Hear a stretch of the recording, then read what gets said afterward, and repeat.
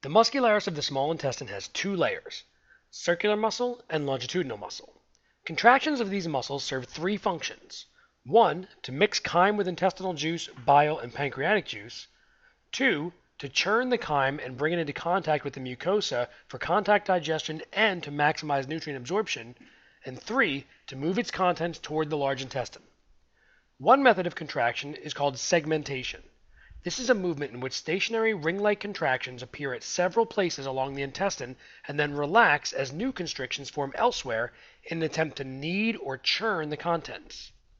Since the contractions are less frequent distally, segmentation causes slow progression of the chyme toward the colon.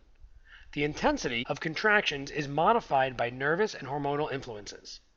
When most nutrients have been absorbed and little remains but undigested residue, segmentation declines and peristalsis begins. Peristalsis is a wave-like contraction that forces the contents to move in a certain direction. The first wave begins in the duodenum, travels 10 to 70 centimeters, and then dies out. Then another wave begins a little further down the tract. These successive overlapping waves of contraction are called a migrating motor complex.